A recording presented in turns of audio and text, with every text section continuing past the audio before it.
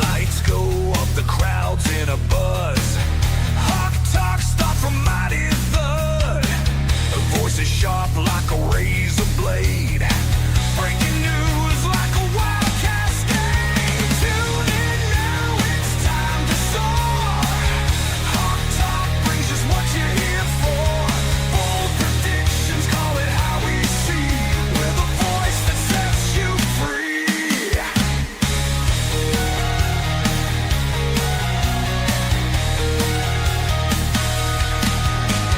Host on fire, you can't deny.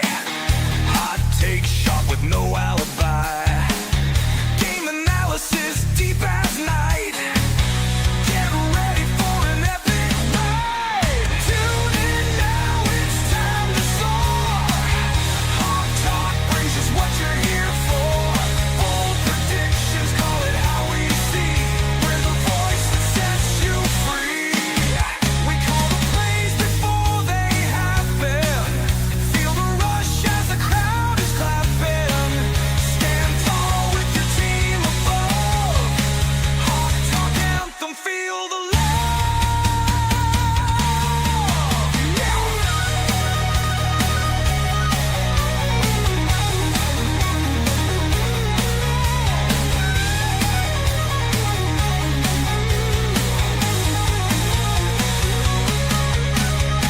Tune in now, it's time to soar. Hawk talk brings us what you're here for. Bold predictions, call it how we see. We're the voice that sets you free.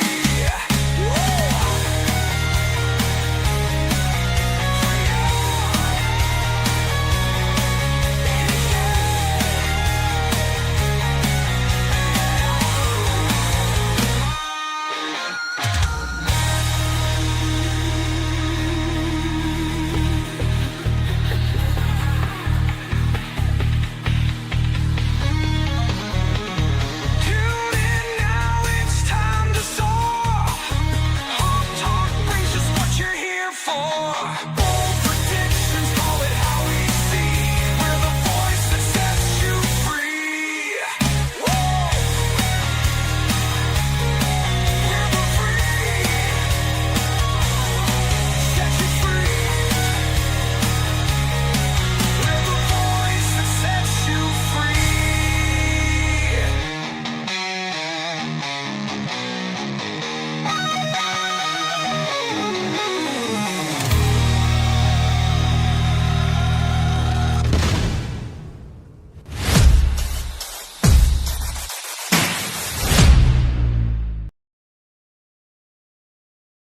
Morning, sports fans. How we doing today?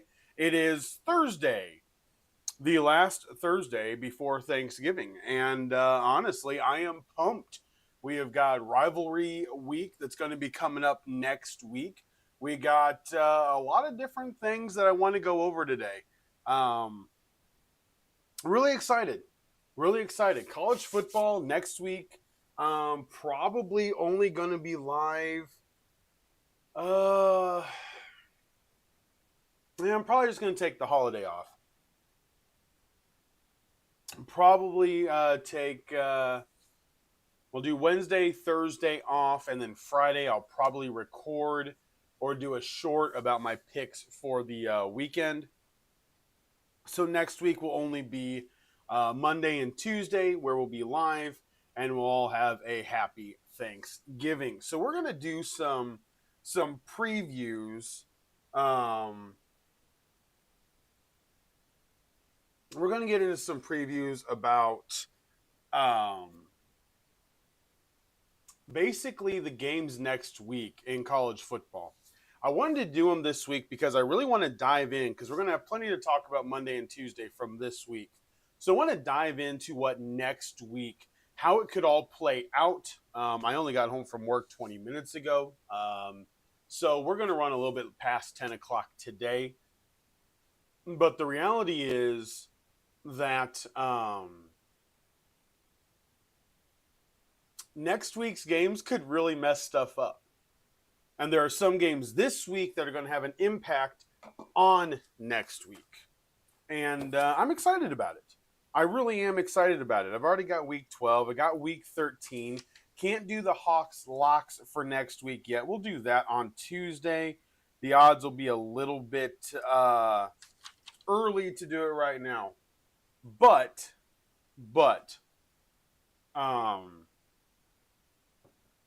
reality is these games are going to be huge.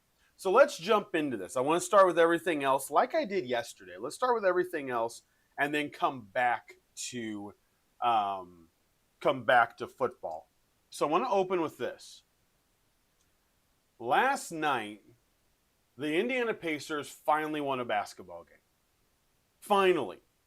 Yes, it's their second win of the year. We got Benedict Mathurin back. He played decently well. Mostly his aggressiveness was what did it in because he was 8 of 9 from the free throw line. But again, there is no consistency at the center position. Losing Miles Turner, I believe, has absolutely screwed up this team. Just absolutely screwed up this team. The Pacers last night in the fourth quarter got outscored by 11 points. They had the game relatively in hand because they outscored Charlotte in the second quarter by 11. But the reality is, with the way that everything is going right now, Siakam was 9 of 17 from the floor, but 2 of 8 from three-point range. Nembhard, 1 of 4. Shepherd, 1 of 5. It looks bad. The Indiana Pacers are a team, and it is a cautionary tale. Look what the Celtics are doing. The Celtics are hovering right where the Pacers should be. I said at the beginning of the year that the Pacers and Celtics should hover together around the 5, 6, 7 seed position in the playoffs. And if they ended up being in a play-in team, I wouldn't be upset without Halliburton, and the Celtics wouldn't be upset without Jason Tatum. Well, right now, they're not even going to be a play-in team. Because the reality last night was they shot 54% from the floor, which was really good, 42% from three, and 83% from the line. In contrast, Charlotte shot 40% from the floor, only 29% from three, and 86% from the free throw line. So the Pacers get a big win. They needed this win. It was vitally needed. 127-118 over the Charlotte Hornets. Houston then goes to Cleveland, beats the Cavs 114-104 in what was a statement road win for them, and the Cavaliers continue to show there's a hole there. There's something is off in Cleveland. Something's off. The Toronto Raptors beat the Philadelphia 76ers 121-112. The Miami Heat beat the basically starless Golden State Warriors 110-96. Timberwolves knocked off the Wizards 120-109. The Nuggets beat the Pelicans 125-118. The Oklahoma City Thunder again smashed the Kings 113-99. The Knicks ended up pulling out a thrilling victory over the Dallas Mavericks 113-111. And the Portland Trail Blazers again were in a thrilling game, unfortunately on the losing end of it, 122-121. Looking at the National Hockey League, last night the shootout game was the Minnesota Wild and the Carolina Hurricanes. And Minnesota gets that victory 4-3 in a shootout. The Anaheim Ducks beat the Bruins 4-3 in Anaheim. Calgary went to Buffalo, knocked off the Sabres 6-2. And the Washington Capitals are now 10-8-2 after a 7-4 victory over the Edmonton Oilers. General news around the NFL. Joe Burrow is still trying to come back next week. The quarterback that he is potentially going to be playing next week is now on the injury report again, this time with an ankle injury. Aaron Rodgers' status for the game is still currently up in the air. He said yesterday it would be a safety thing of whether or not he could play or not, if he's going to hurt that wrist anymore. Matt Gay got cut by the Commanders, who signed a pretty decent contract, and then he just joined the 49ers practice squad because they're not really sure about Eddie Pinheiro. Dude, kickers in the NFL, when you get a good one, you need to keep it because, by golly, this is bad. We have seen some really, really questionable kickers this year, and they're costing teams games. Consistently costing teams games. So, we'll see how it goes. Brandon Cooks, the veteran receiver for the New Orleans Saints, is asked for his release and was granted it. So Brandon Cooks can now sign with any other team that needs receiver help. And I'm looking around. I really am. I'm looking around going, where could he sign? Look out. Jacksonville could easily pick him up. And I think he would help Jacksonville for their playoff push. I really do. I think he could help Jacksonville for the playoff push. Maybe he tries to go to Buffalo. I don't know. I mean, if the Patriots don't need him, the Steelers definitely could use him. There's no doubt about that. But I just I do appreciate when a team lets a player go at this stage in their career to go try to be part of something. The Saints aren't building anything. They're working on resetting for next year, and there's nothing this year. And it's not a big deal. It's not a big deal at all. All right. So we're going to look at some of the games for this week, but then we're going to really look at next week's game. We're going to dive into some previews for college football. I'll do the NFL probably on Tuesday. Like I said, I'll have the picks video recorded for Friday.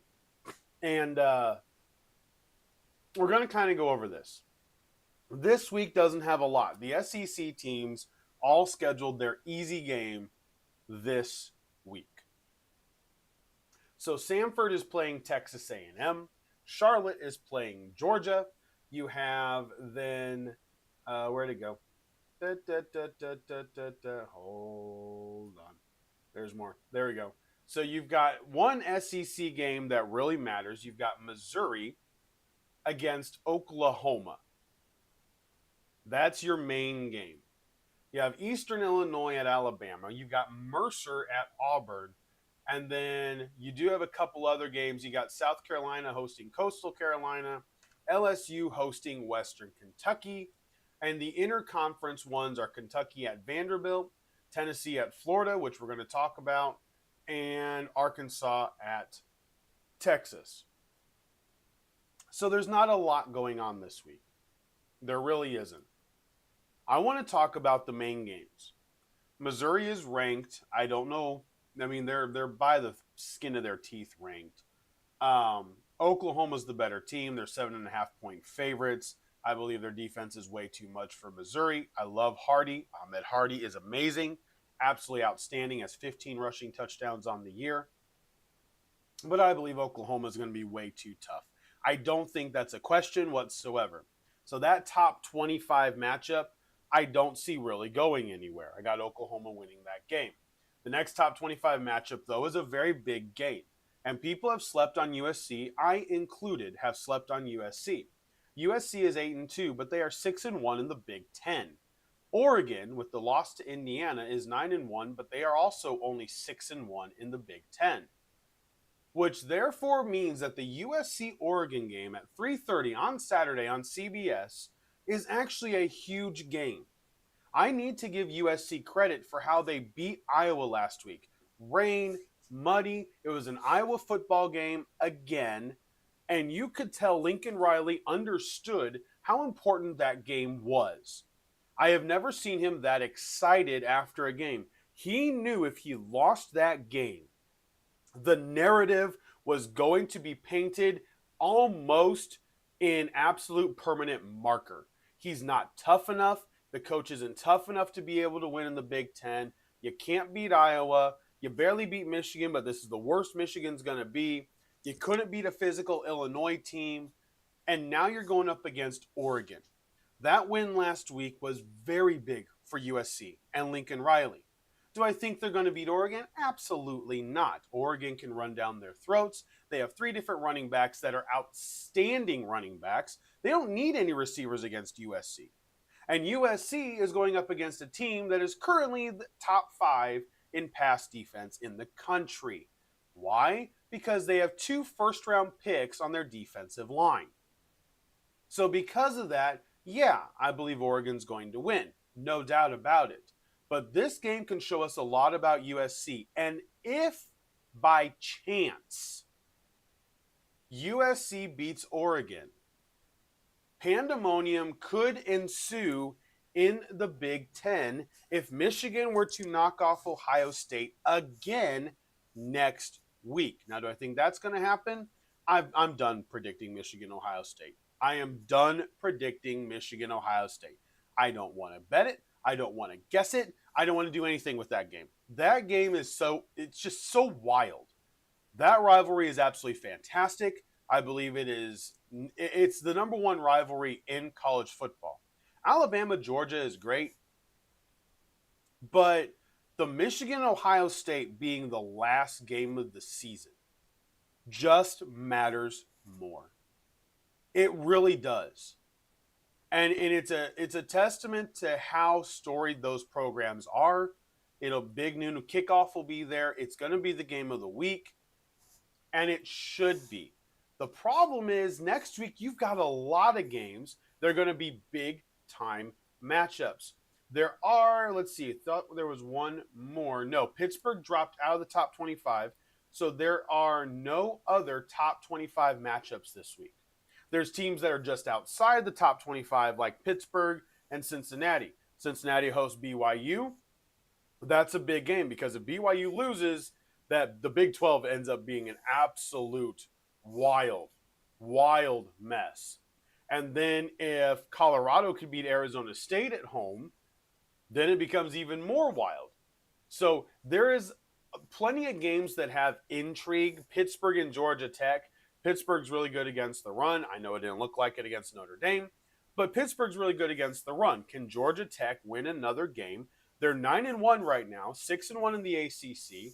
This will put them 7-1 in the ACC, and they don't have another ACC game to play because next week is the rivalry weekend. So let's look at next week. So this is rivalry weekend.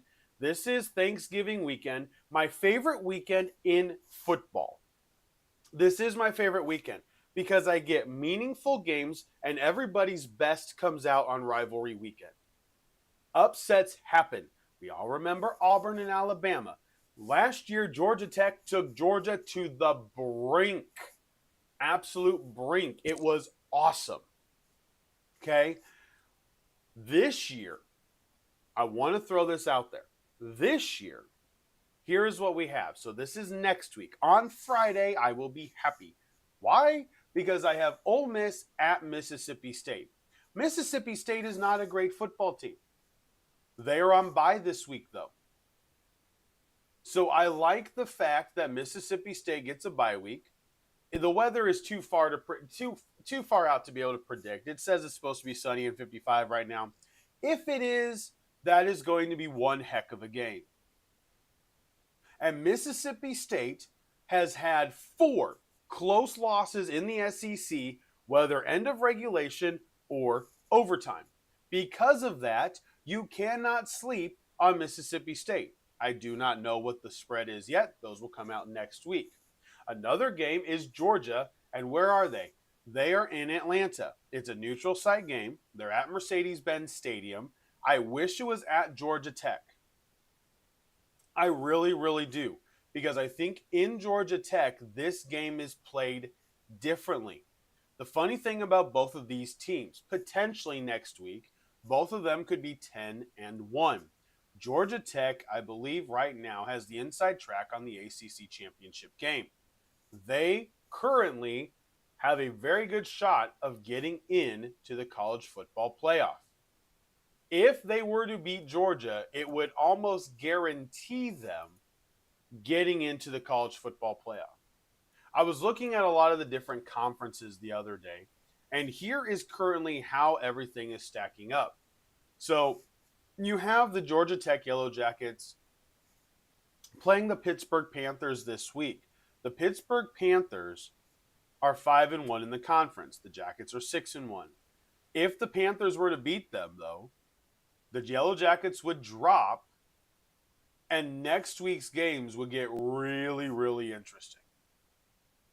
SMU is sitting there at 5-1 in the conference, 7-3 overall, and Virginia is 6-1 in the conference and 9-2 overall.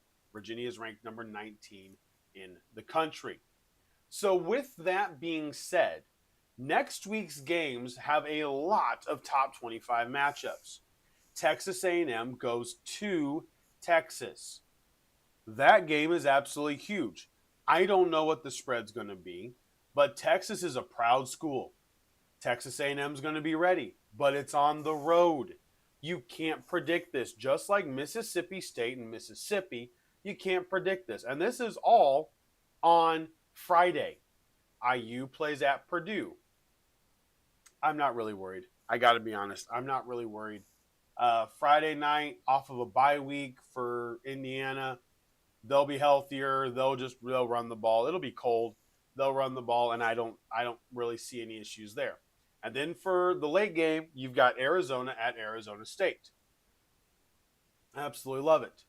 Now on Saturday, this is where it gets really interesting, because you have Oregon at Washington. So Oregon is still not out of the trouble zone, because Washington is sitting there. They're home against the Ducks next week, and the Ducks do struggle in Husky Stadium. And in Husky Stadium is a hard place to play. That could really, really change the trajectory of the Ducks, especially seeding in the playoffs. The Miami Hurricanes, who are currently complaining about being below the Irish in the rankings, which you should be because you don't look as good as the Irish, they play at Pittsburgh next week. But they have to beat Virginia Tech this week. Virginia Tech, Lane Stadium, if they are looking ahead to the Pittsburgh Panthers, don't sleep on the Hokies upsetting a sloppy Miami team, which has happened multiple times this year. Miami could be way out of the ACC championship picture and well out of the college football playoff picture by next week anyway. The Pittsburgh Panthers, though, could guarantee that next week. And if they were to beat Georgia Tech and then beat Miami, Pittsburgh Panthers would then be in the ACC championship game. You then have Houston going to Baylor. Baylor is not as impressive as in years past, but Houston is currently ranked, and they are a 2-loss team in the Big 12. You have Ohio State at Michigan. Very, very, very big game. It's in Michigan. I still don't trust Julian Sayin. I'm sorry. He hasn't showed me in a game where they've been tested that he is a guy that if they need a drive that he can actually engineer. That is my reservations on him. I understand he's young. I have watched Mendoza do it multiple times this year. I have not watched Sayin have to do it yet. And that is why I still have definite reservations about him as a quarterback when it comes to the playoffs. LSU is at Oklahoma. Why do I bring this up? Because Oklahoma cannot be sleepwalking in this game. They got Missouri this week. They got LSU next week. They need to finish it out, and they could end up being 6-2 in the SEC. Vanderbilt plays at Tennessee next week. If Tennessee can survive Florida this week, that will be a top 25 matchup. That means the winner could be higher up in the rankings. Vanderbilt is currently sitting at 14. If they beat Kentucky and they beat Tennessee, don't sleep on Vanderbilt potentially sneaking in to the college football playoff, because their losses look really credible. Very credible losses. And because of that, Vanderbilt, if any of the teams above them slip up, could easily slide in with 2 more victories. And I believe would deserve the opportunity. Absolutely. Tennessee is out of the playoff. They already have 3 losses. I don't think a 3-loss team is going to get in this year no matter what. You have Alabama at Auburn. For whatever reason, this game always brings out really, really weird stuff. Really weird stuff. Auburn needs a head coach. Do I really see? I mean, they'll be 5-6 coming off of the easy game this week. Well, maybe Mercer is actually 9-1.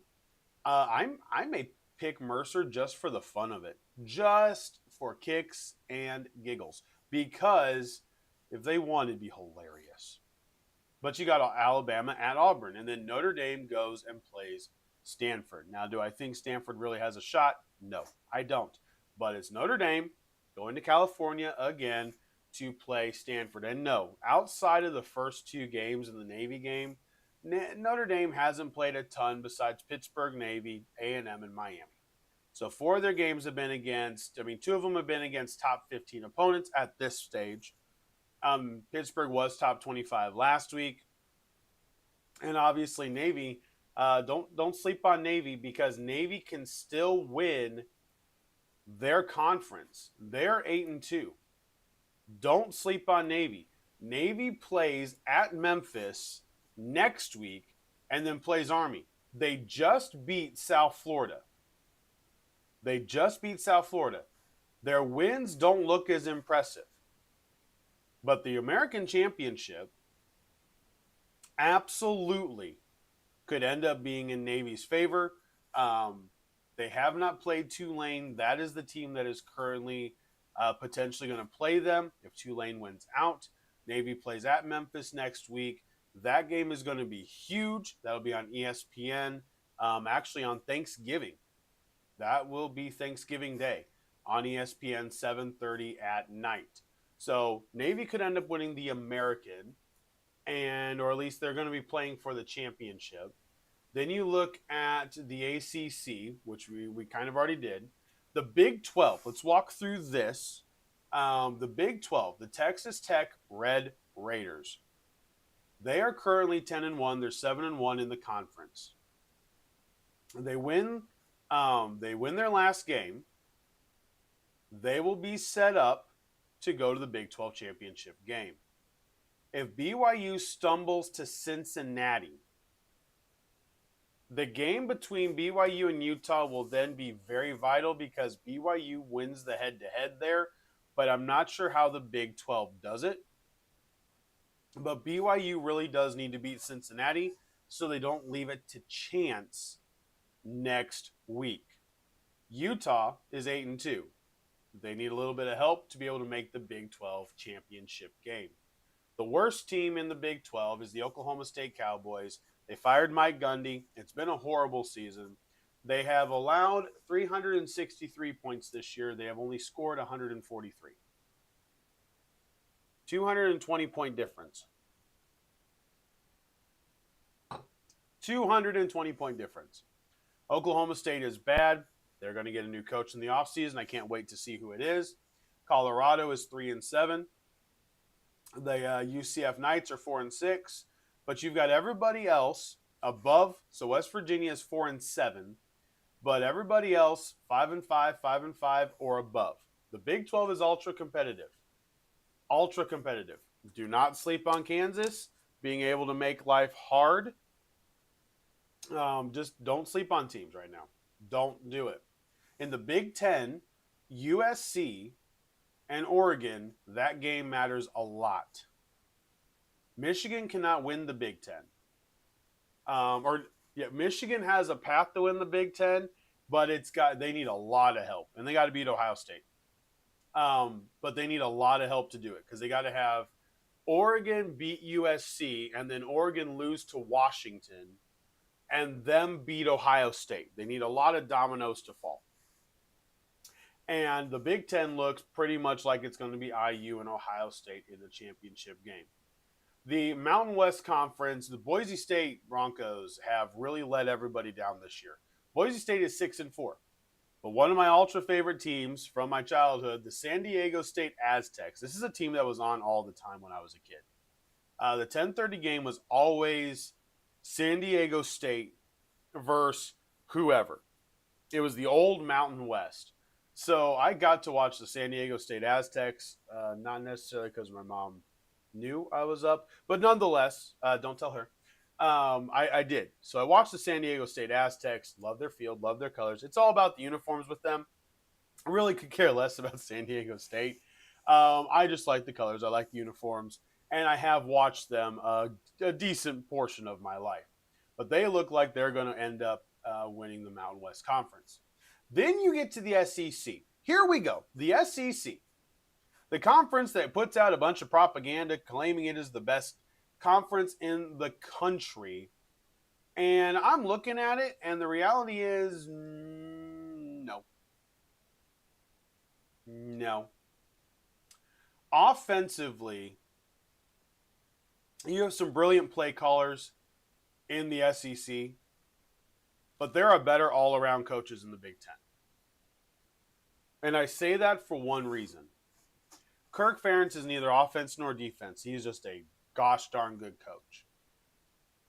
Brett Bielema, Illinois, is not an offense or a defensive head coach. He's just a good head coach, and Illinois plays very tough football. Sherman Moore with Michigan. You think he's more of a defensive guy, but he is more of an all-around coach. Ryan Day is now hands-off, has his two coordinators. Kurt Cignetti, same thing. All-around coaches do better in big spots. All-around coaches have an advantage because they don't get weighed down if a game is going bad. Texas A&M is currently 7-0 in the SEC. That team will be in the SEC championship game. And Georgia is 7-1 in the conference, and they really can't be knocked out because they've already played all their conference games. So it goes to tiebreakers in the SEC, which it gets really weird. There is a way Georgia can get knocked out, but right now Texas A&M and Georgia are 1-2. Alabama has to beat Auburn, and Ole Miss has to beat Mississippi State to make it interesting for who gets the second spot in the SEC championship game. Texas is 7-3. They're out of the playoff, but they could really cause some issues if they beat Texas A&M next week, because then Texas A&M will have a loss. So the SEC is not decided, but it is between four teams: Alabama, Ole Miss, Georgia, Texas A&M. Those are the four teams that it will be decided between for who goes to the SEC championship game. So it's not closed, but it is very, very small. All right. So it is not pick six. That's tomorrow, you silly goose. We are not doing that. We are doing Hawks Locks today. All right. So this week, Hawks Locks here in the NFL. And this week's really hard. I love picking underdogs. I really do. I love picking underdogs. You guys know this. It's just, I really love picking them. But this week I just got to go with the favorites. I think this week is a bad week of football. I think college football is bad. I think they're giving us a break. We can rest up for what we're going to be doing next week. And I'm going with the big spread games, and I'm taking the team that's favored. Why? Because they're just better. So I've got the Lions. They are currently 10.5-point favorites over the Giants at home. After that loss, I do not see any way, shape, or form that the Giants are going to be able to keep with them offensively. I do believe Jackson Dart can score points. I do believe that. So it's not that they're going to score no points, but I could see a 44-20 game very easily in this. Jackson Dart could look decent, not look bad, but Detroit's just going to run the ball, and I think they can gash the Giants. I really do. I think the Giants could just end up being gashed, and it's not going to really be a great game for Mike Kafka on the road in Detroit. The second team is the Seattle Seahawks against the Tennessee Titans. I've got the spread huge. They're 13.5-point favorites. That defense is going to dominate. They're going to be able to run the ball.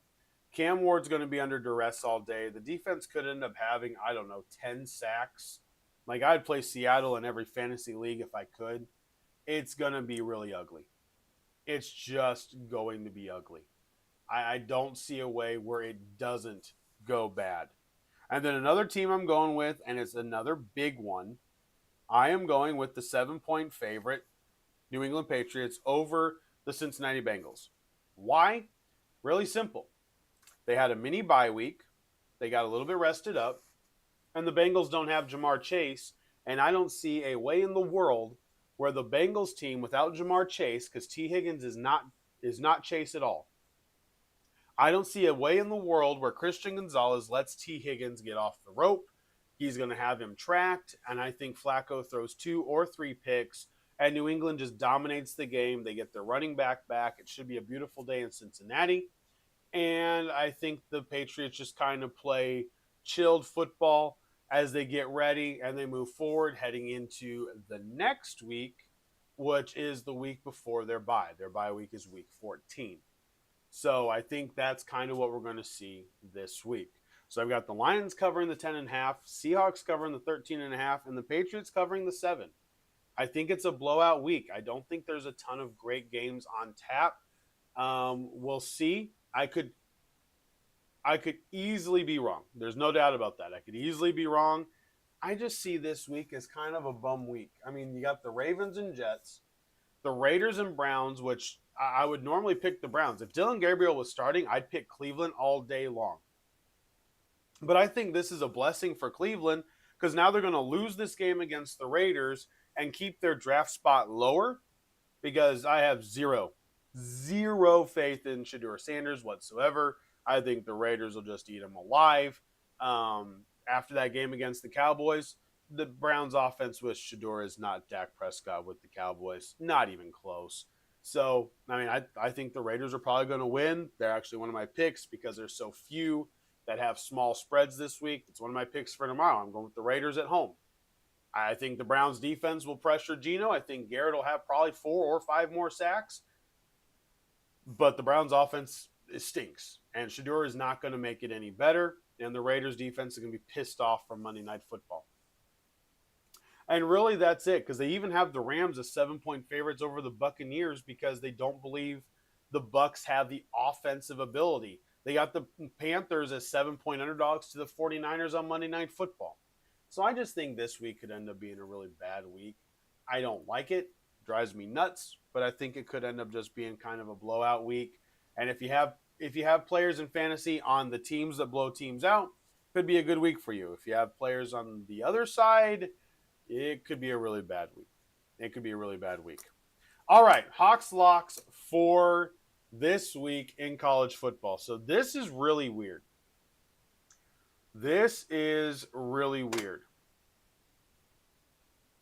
Currently, so last time I looked, Virginia Tech Hokies were underdogs, and I got it. What did I get it at? I got it at 10.5. They were 10.5-point underdogs.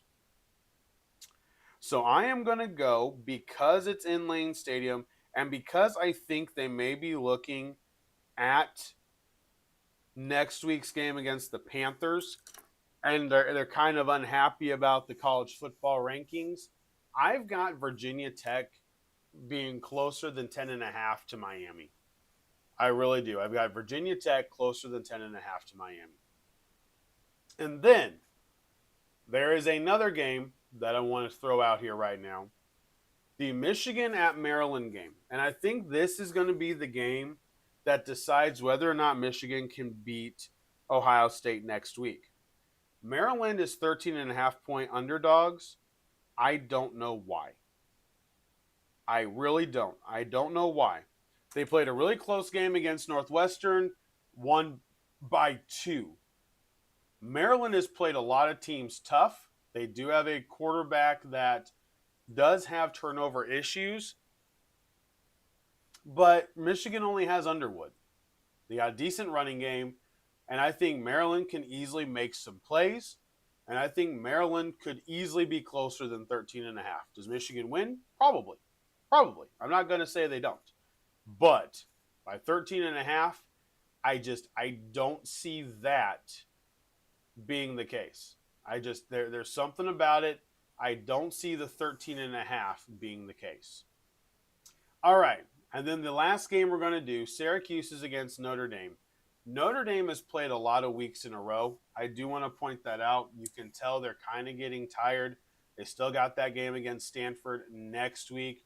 They're home. It's an afternoon game. I think they're gonna beat Syracuse, and I think it could be relatively handily. But right now, the spread is 35.5. And this is kind of a cheat one, I will admit. But I got Syracuse. This team has done a lot this year as far as making plays, and then they self-inflict some of the bad that comes in. So I'm going to go Syracuse plus 35.5. Yeah, it's a big number. If you want to claim that, I'll agree with you 150%. It is a big number, and normally I don't do that. But the reality is, I think Syracuse is going to play a closer first half. I think Notre Dame is going to come out a little bit slower, and then Notre Dame will break it open in the second half, kind of like they did against Navy. All right, let's look at some of the NFL games, primarily tonight. I did say at the beginning of the week, if Stroud played, I could see the Texans beating the Bills tonight. Well, Jalen Petrie, their safety, is out. C.J. Stroud, out. And now I got to decide whether or not the Texans, with Davis Mills, will be able to run the football on the Buffalo Bills. You would think they'd have an opportunity, but at the same time, no. C.J. Stroud being out, I believe, is going to be the difference in tonight's game. C.J. Stroud in that offense with Nico Collins, I believe, keeps the Bills honest enough to where they wouldn't be able to load the box. They can load the box now. They can load it. And I fully believe Buffalo's going to win tonight. And I don't like that because that means the Texans are going to be out of the playoffs and get a really good draft pick. And they're going to be able to retool their offensive line, which is all they really need to be able to then come back and beat the Colts next year. And I think they're still going to beat the Colts at least one of the two games they play them because their defense is so gosh darn good. Daniel Jones struggles against pressure. I mean, it's very clear. Pittsburgh, I don't think a Pittsburgh game is going to happen again, but Atlanta wasn't great. Pittsburgh definitely wasn't great. The Ram game wasn't great. Like pressure, he's really not good against pressure. Really, really not good against pressure. I think tonight, Josh Allen and the Bills are looking forward to having that mini bye week for next week. I think they'll come out tonight. They'll get work done. They'll win the game, move on, and I think Buffalo could end up scoring 31. It could be a 31-10 game. And I don't think this has anything to do with DeMeco Ryans whatsoever. I really don't. I don't see it. There's nothing in this game that has to do with DeMeco Ryans. He doesn't have his quarterback. The Joe Mixon saga, I think they draft a running back next year. There's a couple that I like that'll be picked in the second or third round. He'll have options, or they could go get one. They could easily go get one. And options that are a lot better than Nick Chubb. I like Woody Marks, but I think he needs to be that second option. He's really good out of the backfield in the passing game. Really good out of the backfield in the pass. So I could see them just making a trade, getting a guy that's, maybe going to get replaced with a rookie, running back. Do the Giants give up Tracy because Scadaboo's coming back? Looking at the Saints, Kamara said he's going to retire if he goes anywhere else. What if he goes to the Houston Texans? What if he goes to be able to play with Stroud in a organization that's had success recently, consistent success? You look at a guy like, would the Titans trade in division and trade Tony Pollard to the Texans? Listen, I would if they can draft Jeremiah Love. If the Titans trade down and draft Jeremiah Love, Tony Pollard should be out. Trade him away. Texans could use him. Like, I think there's options for the Texans to be able to get a running back next year, move on from Mixon. They've been really gracious with whatever it is that's going on. I am long past believing a foot injury is what's keeping him out. I think there's something more, but we're not going to go there right now. So I think they got to move on, and I think they may have to restructure some contracts to make everything work. But I do believe the Texans will be back next year, and they will be one of the teams that beginning of the year I go, this team didn't make it this year, they'll make the playoffs next year. That's probably how this is going to play out. All right, guys. That is it. Tomorrow we're going to do the picks. Hawks locks. Just to recap, we got the Lions covering the 10.5 against the Giants, the Seahawks covering the 13.5 against the Titans, and the Patriots covering the 7 against the Bengals. And then in college, I got Virginia Tech underdog, closer than 10.5. We got Maryland taking the points at 13.5 underdog. And I got Syracuse. I don't think they're going to lose by 35.5. They may lose by 30, but I don't think they're going to lose by 35.5. So there is Hawks locks for the week. Good luck this week. And we'll see you tomorrow. We'll see you tomorrow. We'll do some picks. We'll do some previews. And we'll see what next week may hold on Thanksgiving weekend. As always, I deeply appreciate it. Please like, subscribe, share the podcast with a friend. And as always, make it the best day that you can. It's Thursday. Get through today, and you only have one more to go. All right, guys. For Sports Talk with Hawk, I am Hawk, and I'm out. Have a great day.